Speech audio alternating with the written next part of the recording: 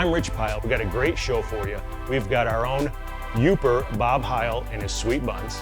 We have the owner of RNS Boards and the creator of Sac Relax, Cody Rodgers.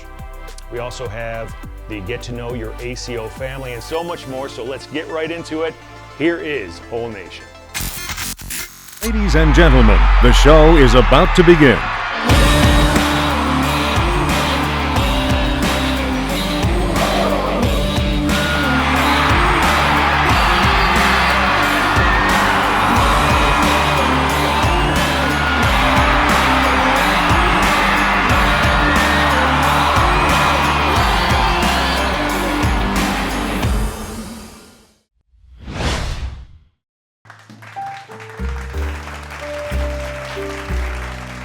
Welcome to Whole Nation. I am Rich Pyle, and this is the one and only Cody Rodgers, my buddy.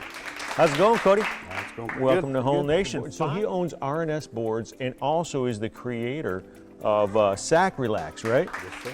Now, explain to me a little bit more, about the Sac Relax. Exactly what was your concept and your theory on making this stuff? Well, personally, I throw hard, and for some reason I throw better with a bag that's fuller and a little stiffer. And of course, most bags when they break in, they get a little too loose for me. So my goal was to find some way to fast track the break in, so I knew whether or not I needed to keep throwing these bags or not. By putting this, Yeah. what do you call it? Serum. A serum, Yeah. conditioner, bag conditioner, maybe? Bag conditioner. Yeah, Okay. that's a good word. You put that on there. You go through the process. So I know that there's a process that you have to go through in order to be able to use it correctly. Yeah. Which is what? Get about a quarter size amount on your hand. Dampen your bag. Rub it in pretty good, and then really you just work it into the fabric. You can spend as much time as you want in that section of the process. Obviously, the more you work it in, the better. Then rinse them, repeat. Rinse and repeat. Rinse and repeat. And then the longer they set that way, the more that it sets in. Then you rinse with warm water. Most time I throw them in the wash. Yeah. Just on a regular wash cycle with no soap or anything, and let them rinse and everything. And then tumble dry, no heat. Now I saw some of the videos that you put out earlier where you took the one bag and you try to drop it through a cup holder in the score towers, and it gets clogged, and then you get the one that's been conditioned and you drop it through and boop, right down through. Yeah, it works. As far as I know, everybody's had at least some luck out of it. I know that a lot of people have been talking about it, so Yeah. just getting that word out there, has obviously spread like wildfire through the cornhole community. Yeah. I don't know if it was the name or it definitely wasn't advertising. So half of them got sold to the cornhole community, the other got sold to the porn industry. That's right. Well, that's incredible. I know that we had been talking about it when you first came out with it, and I was excited to see how that was going to work for you, and obviously, boom, it has taken off. And you don't only do that, but you also are the owner of RNS Custom Boards. Correct. Yes, sir. Correct. In Mayfield, Kentucky. And I know that you make incredible boards. I know that you brought me a set last year, which I love them. I use them as my center court for all the tournaments that we do. It is the championship boards that we play on because they're the best boards that I have. And then you brought me a new set of boards this year, which I am just flabbergasted about. I'm looking forward to using them, but I'll tell you what, they are beautiful boards. Everything that you make just is top notch. You should be proud of the fact that you put pride into every aspect of it, and it shows in your boards. Yeah, I appreciate that. That's all I try to do. I'm not trying to make a killing, not trying to make hundreds of thousands of boards. I just want to make the best ones that I can make. Now, you had a setback a couple years ago, right? Yeah, I had a shot fire on a Sunday, I believe it was. Woke up from a nap. My neighbor was calling me saying, "Hey, your shop's on fire." Of course. And 2 years prior to that, I had a garage burn in the same spot, and it was kind of a joke, around the neighborhood. Anytime we were burning in the backyard, somebody would make a comment, so I just kind of laughed it off. But sure enough, it was up in flames. So your whole shop burned down? Yeah, everything. Machines, wood, about 40 sets of completed boards that were paid for. Yeah, they all went up. But on a better note, you are in construction of your new shop then. Yeah, correct. Yeah, it's in the dry. Everything's done but the electricity. Really? Yeah. Running off a couple extension cords at the moment. But it's running. It's running. You got it going on, right? Yes, People are still ordering the boards. You got to give what people paid for. Yeah, that's right. That's really why I kind of fast-tracked it, because I had such a large amount of orders come in earlier in the year that my little shed just wasn't cutting it. No, it wasn't cutting it. Now, you sent me some of the pictures of the construction from basically breaking ground, a couple steps down through where you're setting up the frames and stuff like that. That's a much bigger shop than what you originally started off with. Absolutely. 12-foot ceilings, 40 by 30. It's quite large, big enough for me to throw in, you know. Oh, really? Yeah, which is kind of counterproductive to the building process. But Now, does anybody tell you to put the bags away and keep on building? if they could see me in there, yeah, probably they would.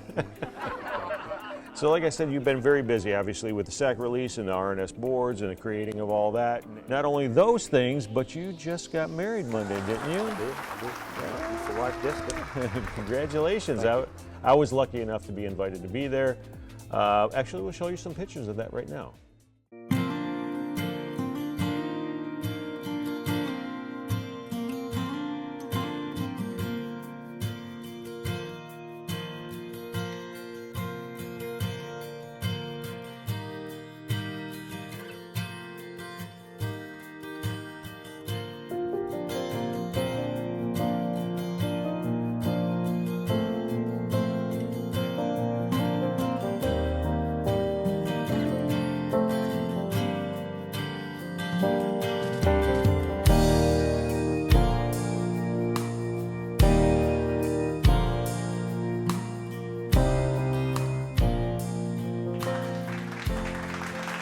I saw your beautiful wife on the beach. You got married on the beach, right? Right here in Bradenton, right? Yes, sir. I'm right on Bradenton Beach. What a beautiful scenario. Come to Worlds and get married at the same time. Absolutely.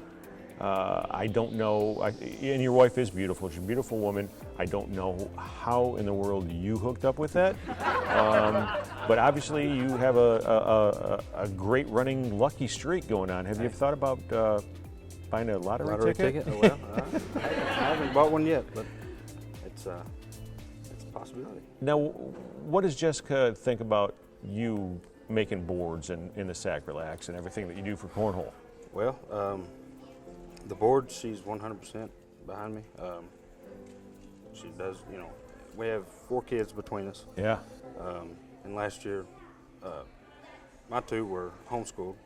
So she completely took the reins and, you know, allowed me to still work, and yeah, she's an awesome woman. Sac Relax, once it's made, she's all for it. She'll help me bottle it and, you know, put the labels on, whatever. Mm-hmm. The making process, she's not too crazy about. It's right on the kitchen stove, so, you know, she's ready to So kick you me out make of it there. right at home. Yeah. And she doesn't like that? No, I don't think so. Because of the fact that you're doing this on the kitchen stove, or that you're not making dinner? Both, yeah.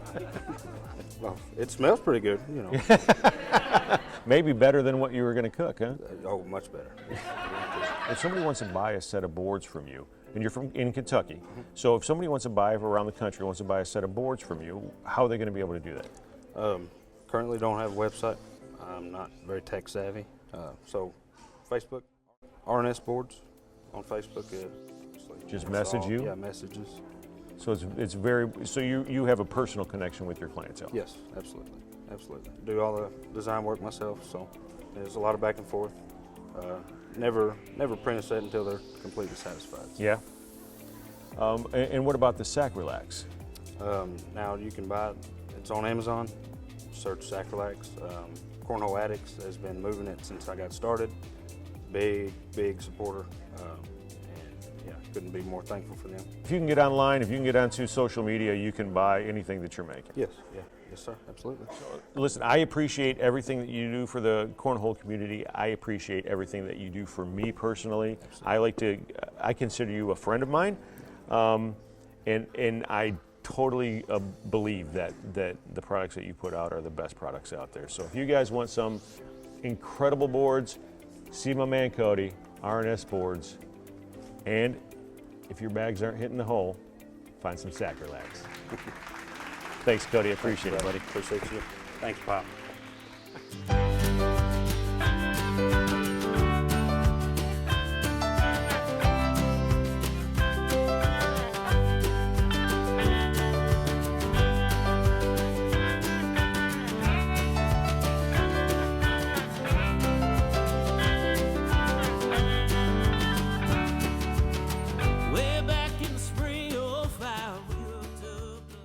I like turtles.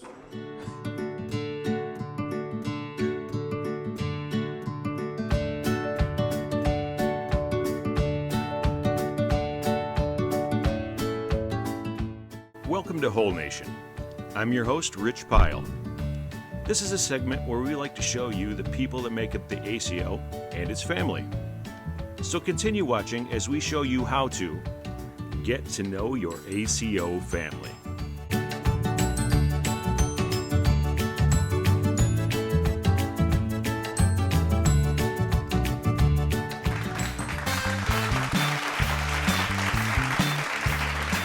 I'm Bill Childs.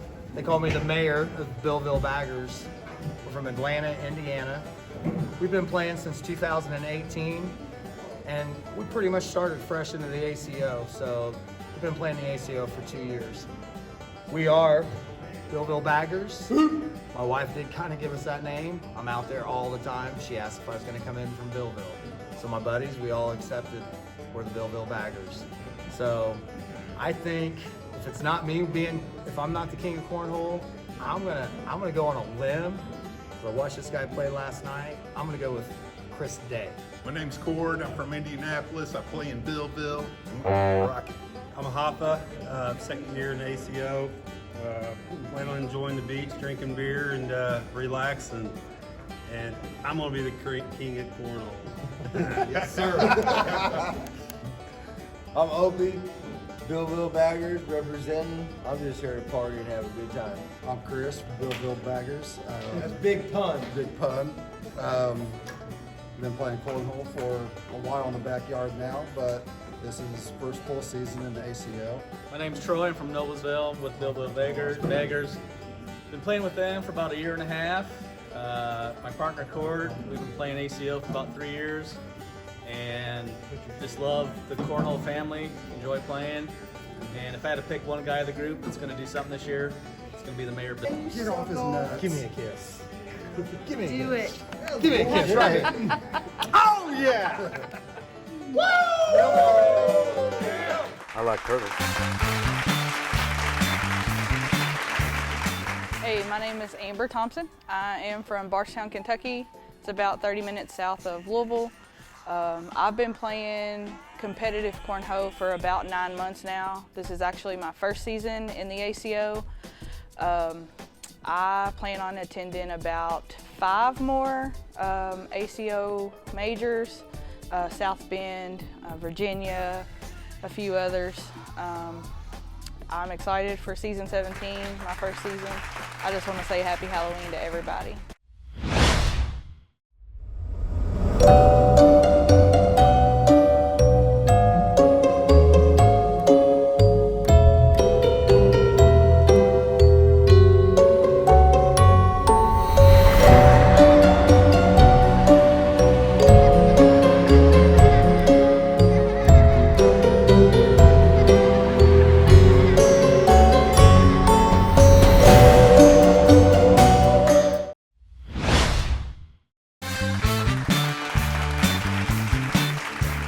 My name is Joey Persinger. I am from Flora, Illinois, in Southern Illinois, and I have been playing cornhole for about 3 years. And I actually do go live on Facebook on the Joey Persinger. Just add me and follow me there. And I've been playing ACO for about 2 years, and plan on hitting up, like David said, about 4 to 5 regionals after or majors after this. And yes, me and him are partners and plan on hopefully getting top 20. Favorite Halloween person is probably Michael Myers or something. and happy Halloween, everyone.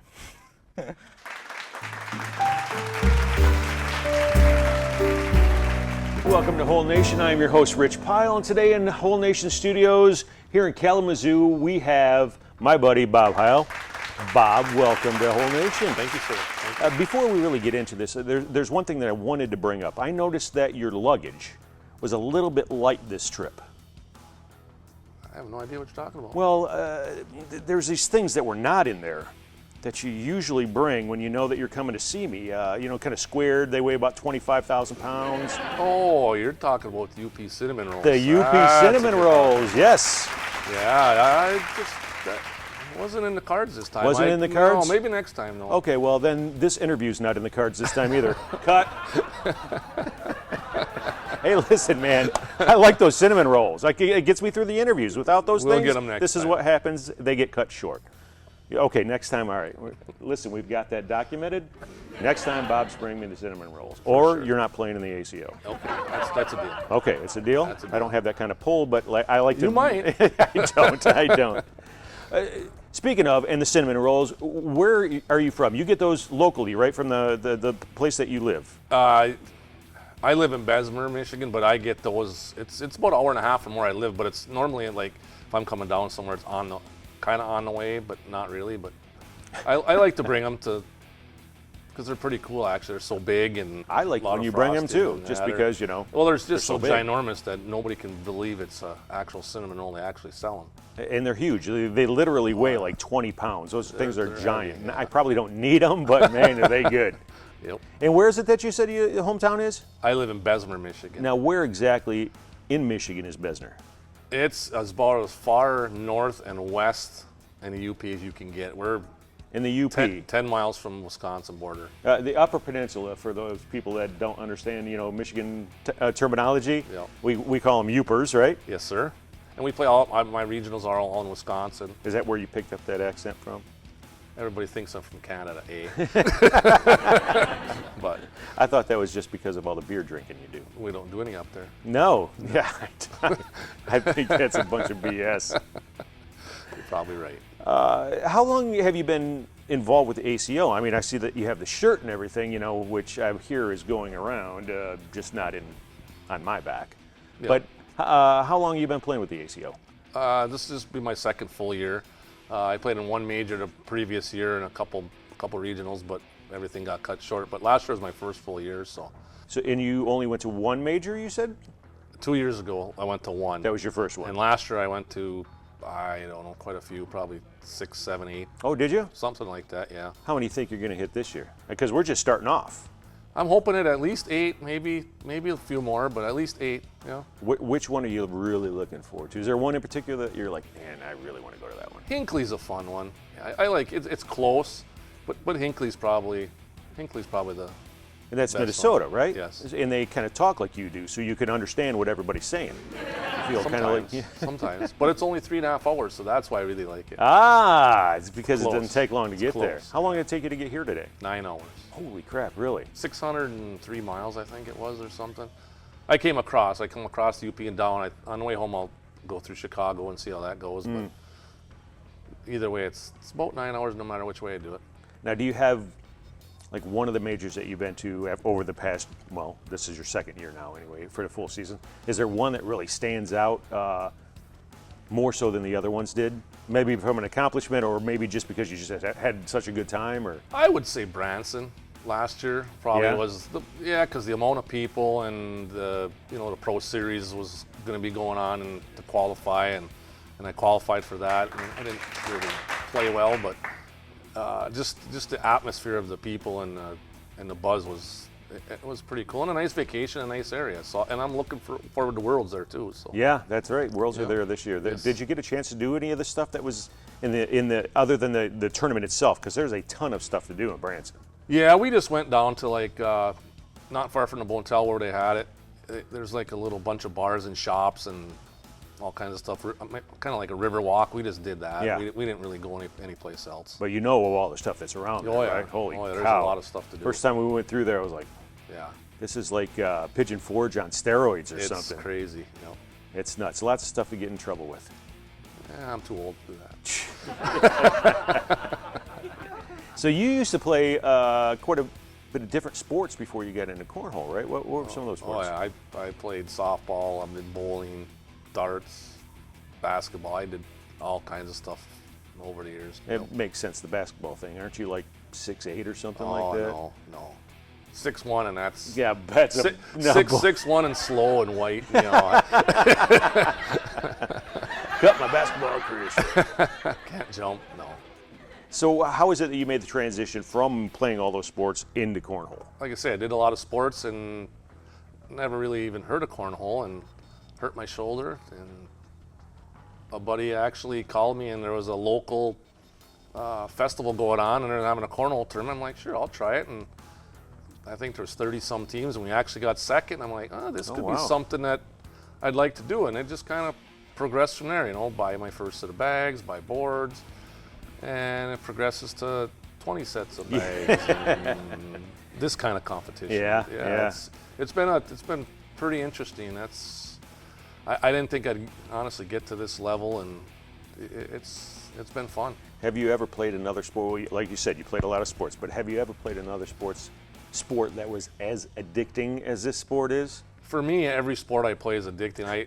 Just because every sport I play, I put my heart and soul into, and I want to be the best I can be. I don't want to be average. I don't want to be just compete. I want to be able to have a chance to win, and if I can't, I'm not very happy. So So you're not very happy often. Oh, I didn't mean that. Oh no, you're not wrong. Here, it's a tough animal in the ACO. There's a lot of good throwers, and if you're not playing at a high level, you're in trouble. And they're everywhere, right? It's not like just one. I mean, we do have some areas that really have a huge population of really good players, but I mean, no matter where you go, you're going to run into some great players. Kansas, I mean, there was good players there. I mean, every place. I mean, even our regional. I mean, we've got, you know, Maggie Geiger and Wayne Rao and Frank. I mean, they're all past pros and world champions, and it's just regionals. I mean, right? It makes it tough, you know. But it's also the competition's good because it prepares you for these kind of events, because you're going to face those people and then some. So. And you never know who it is that you when you walk up to a board, it doesn't make a difference. It's not like you can look at this person and go, I got this game. These guys are not going to be able to play very well. I mean, you can walk up to a board where a kid's 8 years old, and you may think, oh, I got this, and then you don't. Then you don't. Yeah, it doesn't matter if you're 8 or 80. I mean, if you walk up to that board thinking, oh, this guy, girl, kid's going to be easy, you might be in for a little rude awakening. Yeah. Tell us about some of the accomplishments that you've had through the ACO and your cornhole career. Well, I won the Kansas Major last year. It's a singles major title. Get a purple jersey, and then, excuse me, me and my doubles partner Frank won Michigan doubles, the Traverse City Major. So those were, the first one was probably the sweetest for me, just because, like I said, I've always said, I know I can beat one guy, one good guy, two good guys, but to beat 4 or 5 of them, I wasn't sure I had it in me, but it worked out, and now it's going to be where I can compete and beat those top guys on occasion when I'm on. Yeah. Did that help the mental side of your game, winning, that major and beating all of those people that you had to? Absolutely. Yeah, I used to, and I still get frustrated with myself a lot. Bag doesn't go my way, but I've tried to learn. It's just one bag. You got to move on to the next one, because if you let it affect you, it might affect the next 3 bags or 2 bags, and then instead of giving up 1 or 2 points, you might give up 8, or 11. You know how that goes. What are you trying to say? I know how that goes. You've been talking to my wife, haven't you? She talked to me. Sorry. No. So one last question before we wrap this up. What is the one thing that you're not going to forget next time you come to a major that I'm going to be at? I damn well better not forget cinnamon rolls. You better not. I think if I get cinnamon rolls, I'm banned from the ACO till I bring them. So, and it's not around the corner, so I won't forget. Okay, you heard it right here on Whole Nation. Bob is going to be banned from the ACO if I don't get my damn cinnamon roll. Bob, we'll definitely have them. It's been great having you, you sir. here. It's always great seeing you every time we get a chance to. Thanks for being on Hole. Thank you, appreciate it. Hole Nation rocks. Thank you everyone for watching this episode of Hole Nation. We're going to wrap this up with some pictures from around the country. Keep watching, it could be a picture of you. I'm your host, Rich Pyle, reminding you that whether it's slick or sticky side down, you got to bring it.